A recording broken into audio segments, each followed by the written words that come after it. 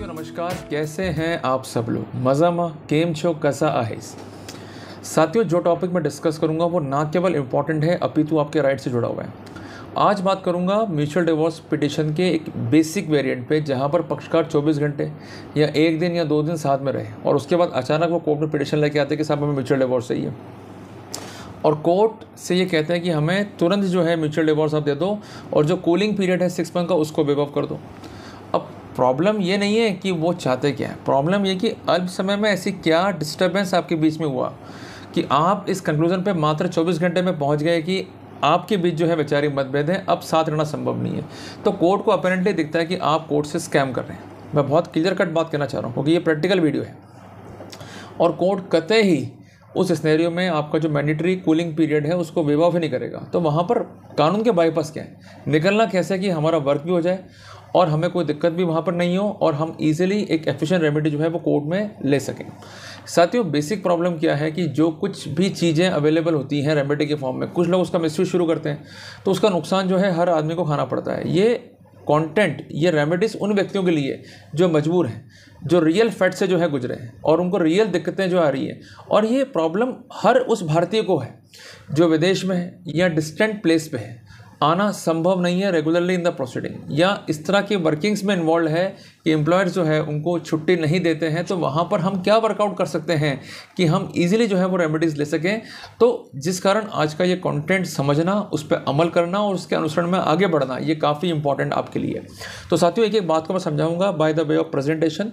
जो जो सेक्शंस मैं कोट करूँगा उसको नोट करते हुए चलिए, फिर कैसे पिटिशन ड्राफ्ट करनी है इसकी लाइट में, इसको भी समझिए, और कोर्ट से हमें कैसे मर्सी क्लेम करनी है इसको भी समझना होगा। तो शुरू करता हूं आज का प्रेजेंटेशन। तो साथियों, section 10 sub clause 3 family court act को आपने देखा तो क्या शिक्षा मिली आपको इससे कि वर्ड मीडिएशन पर जोर दिया गया, मध्यस्थता।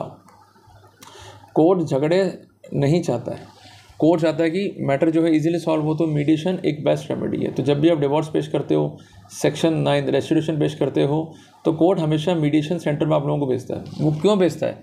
ताकि आप सुलझ जाओगे, कोई मैटर को सुलझा दोगे बैठ के, तो ईजी रहेगा कोर्ट के लिए भी इसको रिजॉल्व करना, पेंडेंसी खत्म होगी। तो होता विपरीत है, झगड़े और बढ़ जाते हैं। बट कानून की भावना क्या है, मंशा क्या है कि mediation is the best remedy. कई बार बैठ के बातें करेंगे तो बातें रिजॉल्व भी होती हैं, और इसके रिजल्ट्स जब डाटा सामने आते हैं तो उसमें देखे गए कि 30% ऐसे मामले जो रिजॉल्व हो सकते थे बट रिजॉल्व नहीं हो पा रहे थे, तो जब वो मीडिएशन में गए तो वो रिजॉल्व भी हो गए। क्लियर है बात ये? तो मेरा कहना है कि मीडिएशन, जिसका मतलब एक डोमिनेंट टूल है to resolve the issues. Clear हो गया ना आपको? थोड़ा सा मैं चलते हैं आगे। अब छोटी सी एक बात समझना आप कि जब आप पेश कर रहे हो म्यूचुअल डिवोर्स ऑर्डर इस सिनेरियो में, तो कोर्ट जो है इसको तय कर देगा 6 मंथ के अंदर। बट सेक्शन 14 के अनुसार 1 ईयर जो गैप है from date of marriage and from separation, कि जिस दिन आप फाइलिंग कर रहे हो और जिस दिन आप सेपरेट हुए हो, उन दोनों के बीच में गैप चाहिए 1 ईयर का। अगर वो नहीं है मेंटेन, तो वहाँ पर दिक्कतों का जो है सामना करना पड़ेगा। पिटिशन जो है मेंटेनेबल नहीं होगी, हालांकि उसका भी विकल्प है 14 सब क्लॉज 2 में, बट यूजुअली कोर्ट जो है अवॉइड करती है और कोर्ट कहती है कि भाई आप रेगुलर कोर्स पे हो। कई बार ऐसा होता है कि आप लोग 6 महीने साथ में रह लिए, तो आप लोग जो है बैक में जाना चाह रहे हो सेक्शन 14 के गैप से बचने के लिए, तो आप ये शो करते हो कि शादी के 2 दिन बाद ही अलग हो गए, या 24 आवर्स के बाद ही अलग हो गए, या 3 दिन बाद ही अलग हो गए। तो उस सिनेरियो में कोर्ट जो है सस्पेक्ट करता है कि ऐसा हुआ क्या, जो आपको मैं बोलते हुए आ रहा हूँ। और कई बार स्थिति जेन्युइन भी होती है कि साहब कुल मिला के 2 दिन ही साथ में रहे और अल्टीमेटली अलग होना पड़ रहा है। तो हर स्थिति में कोर्ट को सस्पेक्ट रहता है पार्टीज़ के ऊपर कि करे क्या। तो वहाँ पर कानून की मंशा क्या है मीडिएशन कराने की, कि मध्यस्थता हो, रिजॉल्व हो। तो यूजुअली आप सेक्शन 13B की पिटिशन जो तैयार करते हो वही आप तैयार करो, उसमें कोई दिक्कत नहीं है। पर जब एग्जाम्शन के लिए आप अर्जी फाइल करते हो 151 CPC में कि साहब वो कूलिंग पीरियड को वेव ऑफ करना है, तो वहाँ पर कोर्ट जो है मामले को अटका रहती है, क्योंकि लिटिगेशन तो पेंडिंग है नहीं। जब एक साथ अलग रह ली है, क्योंकि आप सेक्शन 14 का गैप हटाते हुए आ रहे हो, क्योंकि वहाँ तो आपको दिक्कत नहीं है, दिक्कत आपको आएगी कूलिंग ऑफ के अंदर। तो वहाँ पर कोर्ट संतुष्ट नहीं होगी आपसे। कोर्ट बोलेगी नहीं भाई, जब 1 साल से अलग रह ली है या 1.5 साल से अलग रह ली है, अब क्या दिक्कत आ रही है, अब प्रॉब्लम क्या आ रही है। तो इट इज़ बेटर कि आप 6 महीने के रेगुलर कोर्स में हो, फिर हम देखते हैं। पर प्रॉब्लम क्या है कि एक विदेश में है या डिस्टेंट प्लेस पे है या आना संभव नहीं है, तो दिक्कत है कि इसको रिजॉल्व कैसे करेंगे, और अगर रिजॉल्व नहीं हुआ तो डिस्प्यूट बढ़ जाएंगे, ये बात की पॉसिबिलिटी रहती है। तो वहाँ पर एक स्थिति कानून में ऐसी है कि जिसको हम प्लीड करके कोर्ट से रेमेडी जो है इजीली ले सकते हैं। उसमें क्या करना है आपको कि 13 पे तो यूजुअली आप फाइल कर दो, 151 CPC के अर्जी में आप 3 कारणों को लिखो जो स्पेसिफिक कारण है, या तो आप डिस्टेंट प्लेस पे हो, या विदेश में हो, या ऐसी जॉब में हो कि आपका फ्रीक्वेंट विजिट करना जो है पॉसिबल नहीं है। तो कोर्ट से रिक्वेस्ट कर लो कि सब हमारा मीडिएशन आप करा के देख भी लो तो हमारा मीडिएशन फेलियर ही होगा।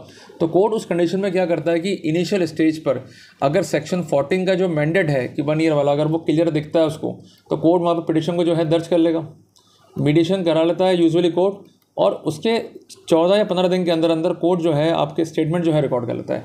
उसके बाद कोर्ट आपको डेट देगा 6 महीने की, और as per the new protocol court जो है जरिए VC जब अंतिम पड़ाव होगा आपकी अटेंडेंस को मार्क करके और कुछ क्वेरीज करके आपको डिग्री जो है प्रोवाइड कर देगा। तो भले वो गैप हमारा कंडोन नहीं हुआ, पर जो बेसिक फॉर्मेलिटीज़ थी हमने टाइम से जो है फुलफिल कर ली, तो हमारे लिए जो है काफ़ी इजी हो गया। तो डिग्री भले ही 6 महीने में मिलेगी, पर आपका आना जाना बच गया, आपको दिक्कत खत्म हो गई, और आपके जो वर्कआउट्स है वो काफ़ी इजी हो गए।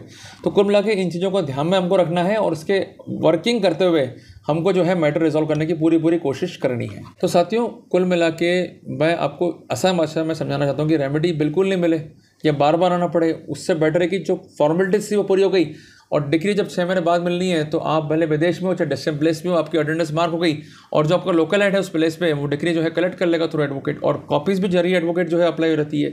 तो कुल मिला के ईजी प्रोटोकॉल से इसको अडॉप्ट कर लोगे तो लाइफ भी सुखी रहेगी, और जो प्रॉब्लम है वो ईजिली जो है विंडिकेट हो जाएगी। तो साथियों, टॉपिक अगर अच्छा लगा तो वीडियो को लाइक और शेयर जरूर कीजिएगा। साथियों, मिलते हैं एक नए टॉपिक के साथ, तब तक के लिए जय हिंद, जय भारत।